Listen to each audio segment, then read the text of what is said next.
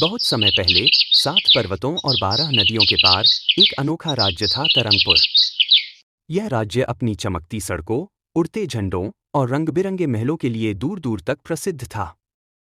लेकिन इसकी सबसे विचित्र बात यह थी कि वहां की राजा धर्मसेन को सच्चाई पसंद नहीं थी।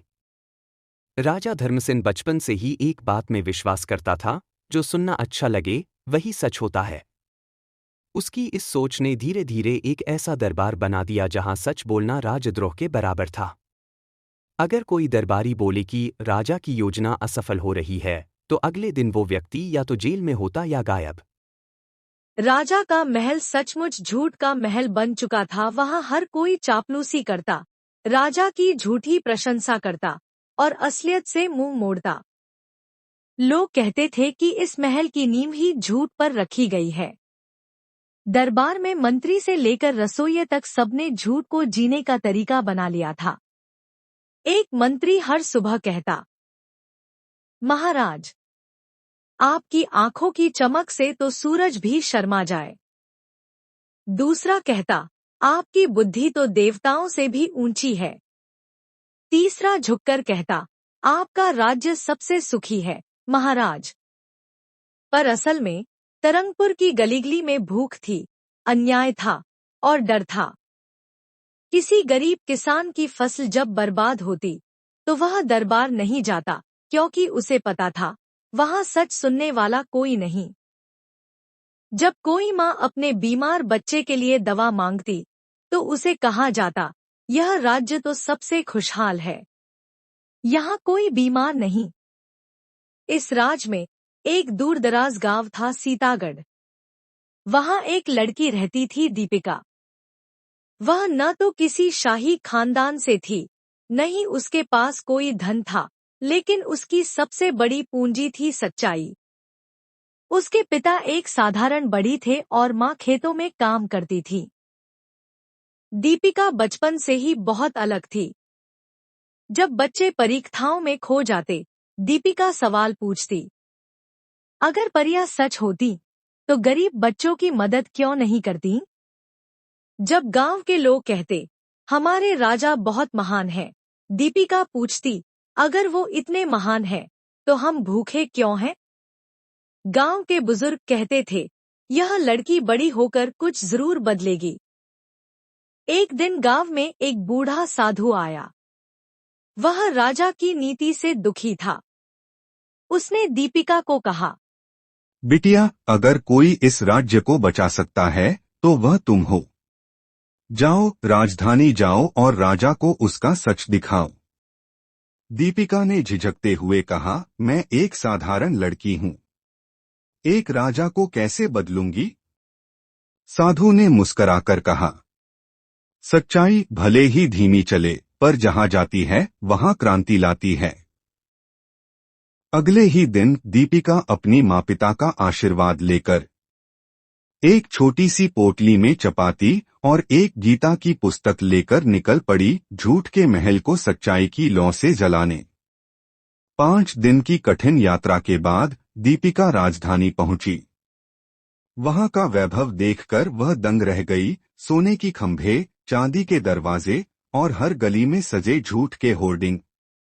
राजा धर्मसेन, दुनिया का सबसे न्यायप्रिय शासक। तरंगपुर रोगरहित, भूखरहित राज्य। यहाँ कोई दुखी नहीं। दीपिका हंसी, लेकिन साथ ही उसका दिल भारी हो गया। दरबार के बाहर भारी पहरे थे, लेकिन वह सीधी गई और घोषणा की, मैं राजा धर्मसेन से मिलना चाहती हूँ। मैं उनके 3 सबसे बड़े झूठ उजागर कर सकती हूँ। पहले तो सैनिक हंसे, फिर मामला दरबारियों तक पहुंचा और अंत में स्वयं राजा तक। राजा धर्मसेन ने उसे बुलवाया। दरबार में सैकड़ों लोग इकट्ठा हुए थे। सब सोच रहे थे, यह छोटी सी लड़की क्या करेगी। राजा ने कहा, तो तुम वो लड़की हो जो कहती है मैं झूठ बोलता हूँ। चलो, मुझे मेरे 3 झूठ बता दो। दीपिका ने सिर झुकाया, फिर सिर उठाकर धीरे से कहा, महाराज, मैं आपको अपराधी नहीं कहती, बस आईना दिखाती हूँ। सुनिए। पहला झूठ, आपने कहा कि आप न्यायप्रिय हैं, लेकिन आपने कभी गरीब की नहीं सुनी। दूसरा झूठ, आप कहते हैं कि महल में कोई भूखा नहीं है, लेकिन मेरे गांव में बच्चे सूखी रोटियां भी तरसकर खाते हैं। तीसरा झूठ, आप कहते हैं आप ईश्वर को मानते हैं, पर आपने कभी ईमानदारी की पूजा नहीं की। दीपिका के 3 वाक्यों ने जैसे पूरे दरबार में आग फैला दी। वह महल जो झूठ की तारीफों से गूंजता था, अचानक खामोश हो गया। राजा धर्मसेन अपनी सिंहासन पर पीछे झुक गया। उसकी आंखों में एक झलक थी, चौंकाहट, गुस्सा और कहीं अंदर बहुत गहरे छिपी पश्चाताप की चिंगारी। बहुत साहसी हो तुम, राजा बोला, पर क्या यह सच्चाई है या तुम्हारा निजी गुस्सा? दीपिका बोली, राजन, सच्चाई न किसी की दुश्मन होती है, न दोस्त। वह सिर्फ होती है निडर। दरबारियों में खलबली मच गई। प्रधानमंत्री अर्जुन सेन खड़ा हुआ, महाराज, यह लड़की आपके खिलाफ विद्रोह फैला रही है। इसे बाहर निकाल देना चाहिए। राजा ने हाथ उठाकर सभी को शांत किया। नहीं, राजा बोला, मैं इसका इम्तिहान लेना चाहता हूँ। मैं तुम्हें 3 दिन देता हूँ। दीपिका, साबित करो कि ये झूठ है। अगर तुम हार गई तो हमेशा के लिए महल छोड़ना होगा, और अगर जीत गई तो कुछ ऐसा मिलेगा जो इस राज्य में कभी नहीं हुआ। दीपिका ने अपना पहला दिन न्याय भवन में बिताया। वहां वह जनता की सुनवाई देख रही थी। एक गरीब किसान, रामदीन, अपने जमीन के दस्तावेज लेकर आया। उसके खेत पर जमींदार ने कब्जा कर लिया था। न्यायाधीश ने उसे डांटते हुए कहा, राजा के राज्य में ऐसे झूठे आरोप मत लगाओ। जमींदार राजा का करीबी है। दीपिका ने सब कुछ नोट किया। वह न्यायालय के बाहर खड़ी हो गई और वहां आए लोगों से बातें करने लगी। हर किसी की जुबान पर एक ही दर्द था, राजा के पास सिर्फ अमीरों की सुनवाई होती है।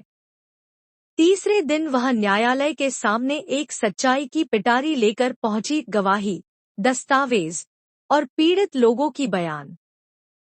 दरबार में पेश होकर उसने राजा से कहा, महाराज, ये आपकी जनता है। इनके साथ न्याय कहाँ है? राजा की आंखें नीची हो गईं। दरबारी चुप। तुमने पहला झूठ उजागर कर दिया, राजा बोला। दीपिका अब गरीब बस्तियों की ओर गई। वहां उसने देखा, छोटे छोटे बच्चे सूखी रोटियां खा रहे हैं। कई तो कई दिन से बिना भोजन के थे। वह एक बच्ची से मिली, मीरा, जो अपने भाई को एक ही रोटी का आधा हिस्सा दे रही थी। दीपिका की आंखें भर आईं। उसने अगले दिन दरबार में मीरा को साथ लाया। मीरा कांपती आवाज में बोली, हमने 3 दिन से दूध नहीं देखा। माँ कहती है सपने में राजा आता है और कहता है भूख एक भ्रम है। राजा को लगा जैसे किसी ने उसके दिल में तीर मार दिया हो। दीपिका ने कहा, महल के रसोई में हर दिन 500 व्यंजन बनते हैं, पर जनता नमकरोटी के लिए तरसती है। क्या यही आपका झूठा वैभव है? राजा ने कुछ नहीं कहा, बस धीरे से आंखें बंद कर लीं। अंतिम दिन दीपिका मंदिर गई। वहां देखा, राजा के नाम की मूर्ति स्थापित थी। पुजारी भगवान से ज्यादा राजा की पूजा करवा रहे थे। एक संत ने चुपके से कहा, जब से सच्चे लोग राज्य से निकाले गए, ईश्वर भी मंदिर छोड़ गए। दीपिका ने अगले दिन दरबार में ईश्वर की मूर्ति रखवाई।